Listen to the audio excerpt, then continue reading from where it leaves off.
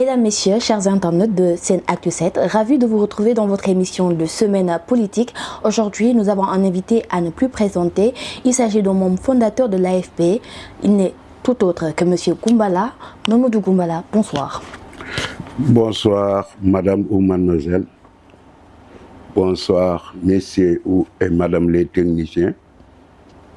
Bonsoir aux, comment je l'appelle encore, aux téléspectateurs qui nous regardent et qui nous écoutent. Très bien.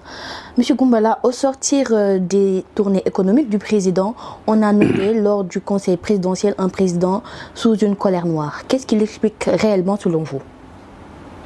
Je crois que le président de la République s'est aperçu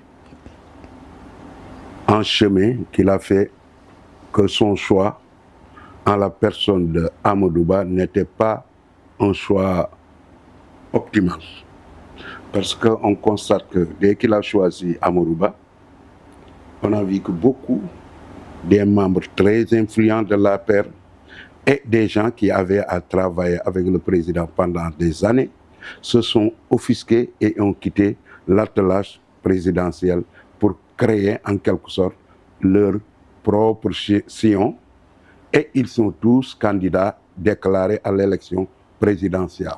Ça, c'est le premier groupe. Et il y a un deuxième groupe qui est actuellement à l'intérieur de Benno Bokk Yakaar, qui refuse le choix du président sans l'officialiser, sans le dire ouvertement. C'est en quelque sorte des opposants à Amadou Ba et des opposants internes. C'est des sous-marins comme on l'appelle. Et ça, c'est très grave pour un candidat.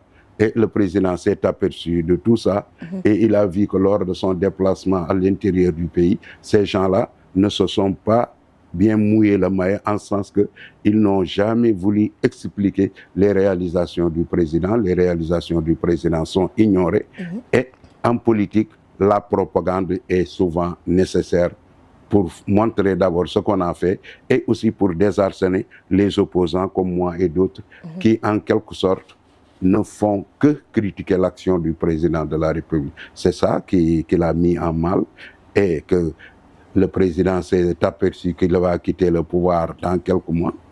Et quand tu quittes le pouvoir, les avoirs, les honneurs que tu avais et tout ça, ça tombe, tu restes dans l'anonymat plus ou moins. Et je crois que ça l'a un peu agressé. Comment ça s'appelle? Ça a un peu fait monter son adrénaline et on a vu ce que ça donne. Est-ce à sous-entendre qu'actuellement il regrette le choix fait sur Amadou Ba? Je crois qu'il ne le regrette pas, mais il a vu que dans son camp, moi je dis toujours que dans le camp de Macky Sall, à l'intérieur de Benno, Amadou Ba était le meilleur choix. C'est vrai que c'est le meilleur choix parce que aussi dans Benno, il n'y avait personne d'autre. Mais il y en a le cas de Aly Ngouille Ndiaye, Abdoulaye Daouda Diallo. Ces gens-là n'ont pas le charisme aussi. ADD, ça, je sais que les Sénégalais ne l'aiment pas. Lui, les Sénégalais ne l'aiment pas. Comment ça, Aly Ngouille Ndiaye est venu très tard, il est sorti très tard aussi. Alors, comme ça, Aly Ngouille Ndiaye, je ne vois pas comment Macky Sall pourrait le choisir, sachant que... de Amadou Ba. Non, Amadou Ba, c'était le ministre des Finances, ministre des Affaires étrangères. Je crois qu'il a plus de tonus qu'Aly Ngouille Ndiaye. Il ne boxe pas dans la même catégorie, bien que Aly Ngouille Ndiaye ait souvent gagné dans son patelin, mais ça ne veut pas dire que Aly Ngouille Ndiaye a l'envergure d'un présidentiel comme Amadou Ba. Comment qualifierez-vous la façon dont il s'est adressé, Monsieur le Président, au cadre de la Casamance? Au cadre de la Casamance, tu sais, il a constaté que l'autre, Atepa, il ne l'a pas cité, C'est moi qui le cite, mais tout le monde sait que quand il parle de Pierre Goudiaby. Goudiaby, hier, je me faisais un débat avec un autre sur Walfadjri, et ce monsieur-là a révélé que le siège de Sonko appartenait à Goudiaby Atepa, et que Macky, je crois que il a toujours plus ou moins une difficulté avec les gens de la Casamance. Le problème de la... Qu'est-ce qu'il explique? Qu'est-ce qu'il explique? La guerre en Casamance et l'histoire de Sonko. Sonko. On dit que c'est un Casacé, il est élu, il a battu tous les gars de Benno Bokk Yakaar en Casamance. Peut-être que c'est ça qu'il explique. Il a vu que les Casacés se sont détournés de lui et n'ont pas élu ses candidats. Il a dit que ces gens-là, il n'y a rien à faire avec lui, c'est tout. Avec eux, c'est tout. Très bien, mais est-ce que ce sont des raisons valables en tant que le chef de l'État qui aujourd'hui devait avoir une position qui va plus ou moins essayer de rassembler, mais à tenir certains propos, vous avez l'impression qu'il lance des pics? Un chef d'État doit rassembler, mais un chef d'État est aussi un homme politique. Un homme politique, quand tu as des adversaires farouches devant toi, il est facile de te désarçonner verbalement quand tu parles. Macky ne peut pas avaler le problème de la Casamance. L'éruption de Sonko, les rebelles qui se battent, peut-être maintenant ça a changé un peu, la situation s'est apaisée. Mais Macky, à chaque élection, il perd la Casamance. C'est ça qui a fait qu'il ne peut pas accepter cette situation. Et il s'est dit, peut-être j'ai travaillé beaucoup pour la Casamance, j'ai tout fait pour avoir les Casacés, ceux qui votent et les électeurs de mon côté. Néanmoins, j'ai tout fait, mais il n'y a rien. J'ai toujours obtenu un résultat négatif. Donc, ce n'est pas la peine de ménager ces gens-là. Donc, il faut que je tienne un autre langage, un langage politique. D'autant plus qu'en Casamance, Macky n'a plus rien à perdre. Peut-être la stabilité de la Casamance, c'est une très bonne chose, mais Macky est sortant. Comme il est sortant, il n'a pas à aménager qui que ce soit. C'est tout. Le cas Ousmane Sonko, comment vous percevez l'avenir politique de Ousmane Sonko actuellement? Ousmane Sonko est encore très jeune. Ousmane Sonko est très populaire dans le Sénégal. Son parti est le premier parti du Sénégal, même devant Benno qui est une coalition. Ousmane Sonko est très, très, très populaire. Ousmane Sonko est un personnage très charismatique. Il a des fidèles qui lui obéissent du doigt. Quand il parle, les gens obéissent. C'est le fameux Ndigal. Presque c'est un Ndigal. Et les gens qui sont avec lui ont raison de se mettre en rang comme ça derrière Ousmane Sonko, parce qu'actuellement, ils sont au cœur de la vague. Le moment qu'ils traversent, c'est un moment qui nécessite la solidarité, qui nécessite qu'ils se concertent, qu'ils soient solidaires, et ils sont tous regroupés derrière Ousmane Sonko, et c'est une bonne chose. Quant à l'avenir d'Ousmane Sonko, il est jeune. Un homme politique, comme disait Mitterrand, tant qu'il marche sur ses deux pieds, ce gars-là, il faut le considérer comme quelqu'un qui existe réellement en politique. Sonko a au moins 20 ans de politique devant lui. Donc, il n'est pas fini. Et moi, je ne vois pas qui est mieux armé que Sonko dans l'arène politique sénégalaise actuellement. Il n'y en a pas. Donc, vous confirmez le choix porté sur Bassirou Diomaye Faye? Mais Bassirou Diomaye Faye, c'était le numéro 2. Il ne peut pas mettre quelqu'un d'autre. Bassirou Diomaye Faye, c'était le numéro 2. Quand tu crois que le numéro 1 va s'éclipser, tu prépares le numéro 2 et c'est ce qu'ils sont en train de faire. Regarde les parrainages qu'ils sont en train de faire à travers le pays. Parlons de parrainage, nous avons vu Monsieur Déthié Fall, le leader avec qui vous vous êtes accompagné. Il dit avoir atteint le maximum des parrains demandés. Et de ce fait, il a arrêté les parrainages pour pouvoir permettre aux autres candidats de l'opposition de pouvoir avoir des parrains pour se retrouver pour la prochaine élection présidentielle. Vous le confirmez? Déthié, je le vois peut-être, je le vois très souvent parce que j'habite pas loin de son siège. Le siège de Déthié, c'est sur la VDN, vous le connaissez. J'habite juste à côté. Qui est toujours en ce moment... Non, il n'y a pas de blocus. Le siège est là-bas, ça existe. Mais là où il a loué, à côté vers Wakam, je ne suis jamais allé là-bas, mais il m'a expliqué un endroit où les gens font les parrainages. Parce qu'il craignait qu'à chaque fois, quand on bloque son siège, il va perdre du temps. Donc, il a préféré louer une villa à l'intérieur à Ouakam pour l'utiliser pour son lieu de traitement des parrainages. Donc, je le vois souvent. Déthié, il a fait un point de presse récemment, je ne sais pas si vous avez... Bien sûr. Voilà. Il a dit que, devant tout le monde, il a eu 127 232 comme ça. 42 ou quoi. Prenons 127 500 parrains.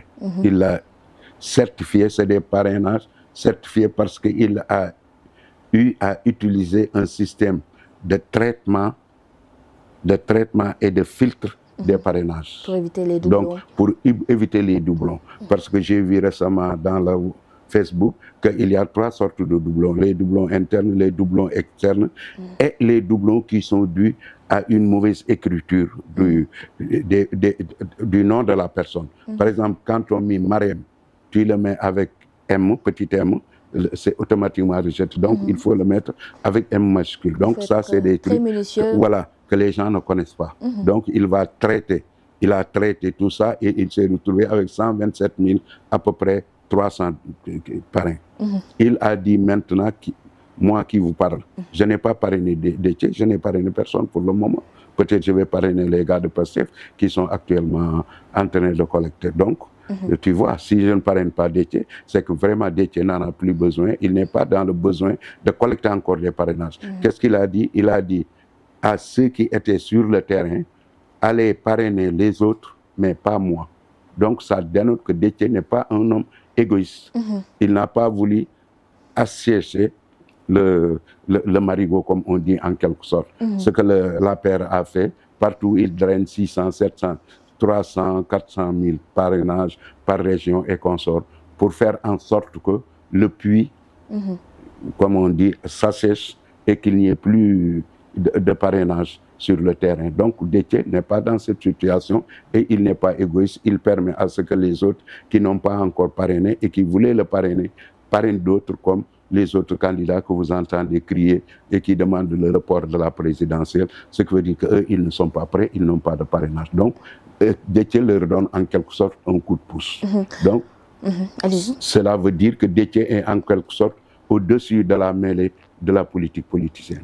Pour l'instant, actuellement, avec l'expérience que vous avez, quand vous lisez le paysage politique, quels sont les candidats, selon vous, qui ont beaucoup plus de chances pour la prochaine élection présidentielle? Je vous parle sincèrement. Si ce n'est pas Sonko, c'est Déthié. Ah oui? Parce que Déthié, il a le bagage intellectuel qu'il faut, ça vous le savez tous. C'est un polytechnicien. Il n'est pas le seul polytechnicien. Parmi ceux qui font, oui, il n'est pas le seul. Non, il n'est pas le plus diplômé. Mais polytechnicien de Thiès, candidat, Déthié est le seul. De Thiès, vous avez précisé. Voilà. Je vais te dire, Diallo est un politicien, Mamadou Diallo. Mais Mamadou Diallo, tu sais que présidentiel, pour lui, je crois que c'est derrière. Il est en train de collecter des parrainages. Peut-être il aura le nombre requis pour être candidat. Je le lui souhaite. Mais Mamadou Diallo, je ne le vois pas comme président de la République. À part Mamadou Diallo, je ne connais pas d'autres polytechniciens actuellement dans l'arène politique. Cependant, il y en a certains qui ont fait les grandes écoles, comme Kimbaï, comment il s'appelle?